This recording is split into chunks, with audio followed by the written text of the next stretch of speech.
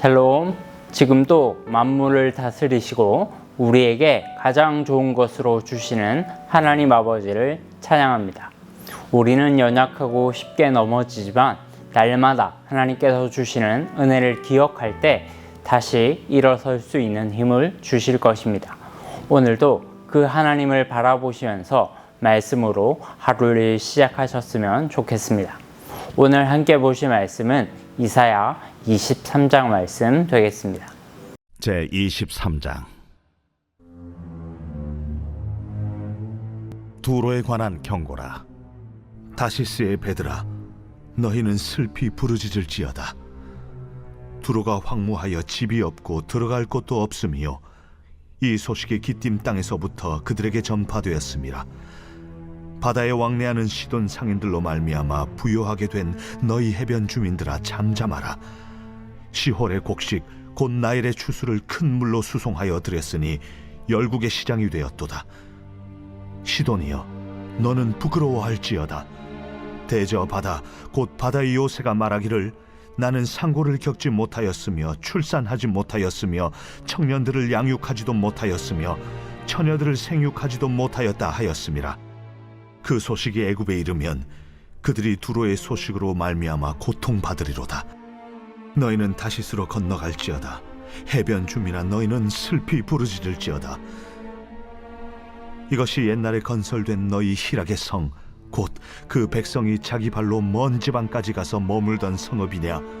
면류관을 씌우던 자요, 그 상인들은 고관들이요, 그 무역상들은 세상의 존귀한 자들이었던 두로에 대하여 누가 이 일을 정하였느냐? 만군의 여호와께서 그것을 정하신 것이라. 모든 누리던 영화를 욕되게 하시며 세상의 모든 교만하던 자가 멸시를 받게 하려 하심이라. 딸 다시스여, 나일같이 너희 땅에 넘칠지어다. 너를 속박함이 다시는 없으리라. 여호와께서 바다 위에 그의 손을 펴사 열방을 흔드시며 여호와께서 가나안에 대하여 명령을 내려 그 견고한 성들을 무너뜨리게 하시고 이르시되, 너 학대받은 처녀딸 시도나, 네게 다시는 희락이 없으리니 일어나 기띔으로 건너가라. 거기에서도 내가 평안을 얻지 못하리라. 갈대아 사람의 땅을 보라. 그 백성이 없어졌나니 곧 아수르 사람이 그곳을 들짐승이 사는 곳이 되게 하였으되 그들이 망대를 세우고 궁전을 헐어 황무하게 하였느니라. 다시스의 배들아, 너희는 슬피 부르짖으라. 너희의 견고한 성이 파괴되었느니라. 그날부터 두로가 한 왕의 연한같이 70년 동안 잊어버린 바 되었다가 70년이 찬 후에 두로는 기생의 노래같이 될 것이라. 잊어버린 바 되었던 너 음녀여, 수금을 가지고 성읍에 두루 다니며 기묘한 곡조로 많은 노래를 불러서 너를 다시 기억하게 하라 하였느니라. 70년이 찬 후에 여호와께서 두로를 돌보시리니 그가 다시 값을 받고 지면에 있는 열방과 음란을 행할 것이며 그 무역한 것과 이익을 거룩히 여호와께 돌리고 간직하거나 쌓아두지 아니하리니 그 무역한 것이 여호와 앞에 사는 자가 배불리 먹을 양식, 잘 입을 옷감이 되리라. 이사야 13장부터 23장까지는 바벨론에 대한 하나님의 심판의 메시지로부터 시작해서 열방의 이방 나라들에 대한 심판이 등장하고 있습니다.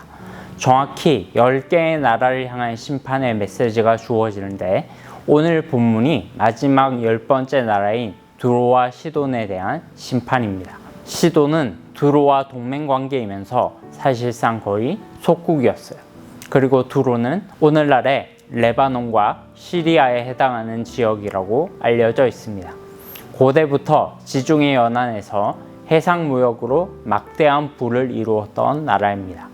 열왕기상 5장에 보면 당시 두로의 임금이었던 히람이 솔로몬에게 성전에 지을 목재인 레바논의 백향목을 베어다가 제공하는 내용이 나와요. 그 외에도 두로는 여러 지중해 인근의 나라들과 해상 무역을 했는데 가장 멀게는 다시스와도 교역했습니다. 약 3,500km 정도 떨어져 있었다고 해요. 1절 말씀 한번 보겠습니다. 두로에 관한 경고라. 다시스의 배들아, 너희는 슬피 부르짖을지어다. 두로가 황무하여 집이 없고 돌아갈 것도 없으며 이 소식이 기띔 땅에서부터 그들에게 전파되었습니다. 다시스의 배들이라는 표현이 나오죠. 다시스는 당시 지중해 세계에서 가장 큰 항구 도시로 오늘날의 스페인 인근에 해당한다고 보시면 됩니다. 그러니까 지중해 거의 끝이죠.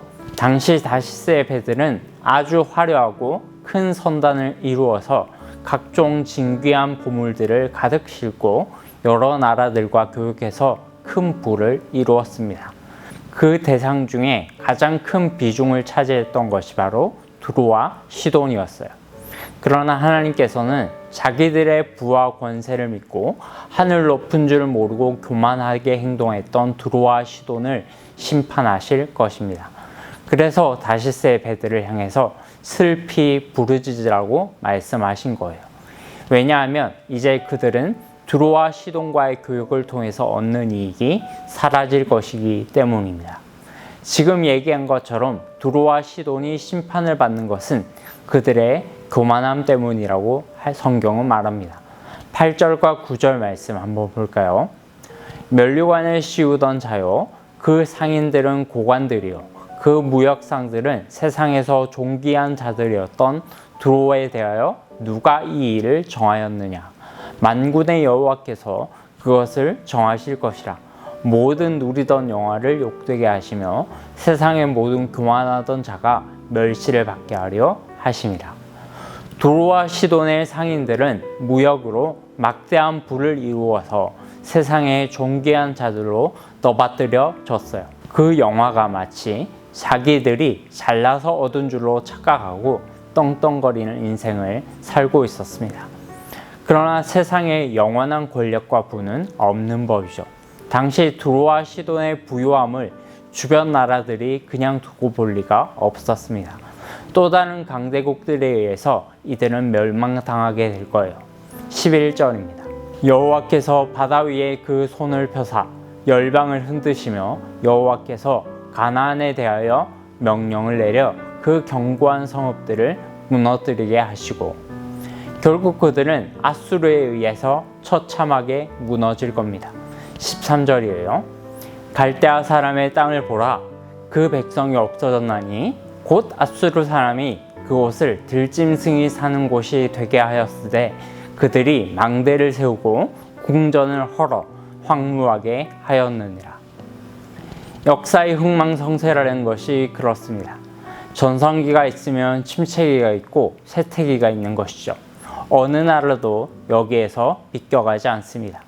아수르가 강대하다지만 아수르 역시 하나님의 손에 붙잡힌 도구에 불과한 것이죠. 역사의 진정한 주관자는 하나님이시며 오직 그분을 의지하는 것만이 진정한 지혜임을 확신하시기를 축복합니다. 15절부터 18절 말씀은 두로의 회복에 대해서 말씀하고 있어요. 70년이 지나면 그들은 아수르의 포로에서 해방되어 고국으로 돌아오게 될 거라고 말씀합니다. BC 700년경에 아수르의 왕 사네립의 원정으로 함락된 두로는 BC 630년경 아수르의 몰락으로 인해 다시 한번 힘을 회복합니다. 17절 18절 말씀을 다 같이 읽어볼까요? 70년이 찬 후에 여호와께서 두로를 돌보시리니 그가 다시 값을 받고 지면에 있는 열방과 음란을 행할 것이며 그 무역한 것과 이익을 거룩히 여호와께 돌리고 간직하거나 쌓아두지 아니하리니 그 무역한 것이 여호와 앞에 사는 자가 배불리 먹을 양식, 잘 입을 옷감이 되리라. 마지막 두 구절은 아주 상반된 상황으로 마무리되고 있습니다. 70년 뒤에 회복된 두로는 또다시 타락의 길을 걸을 거예요. 그러나 또 한편으로는 무역으로 번 재물과 돈을 하나님께 구별하여 드리게 될 것입니다. 이것은 분명히 성숙한 모습이죠. 이전에는 재물을 자신을 위해 쌓아두었던 자들이 하나님을 위해서 그 재물을 사용하게 될 때가 있을 것입니다. 사랑하는 여러분, 맞고 돌아오는 사람이 있는 반면에 맞아도 옛날 그 모습 그대로를 못 버리고 자기 고집대로 살아가는 사람이 있어요. 하나님의 사랑의 매가 여러분을 치실 때 그때라도 정신을 차리고 돌아올 수 있기를 바랍니다. 이전에는 철저하게 나를 위해 살았던 모든 가치관들이 완전히 뒤바뀌어서 하나님 중심적으로 바뀌게 되는 진정한 성령의 기름 부으심을 체험하시는 복된 주님의 백성들이 되기를 축복합니다.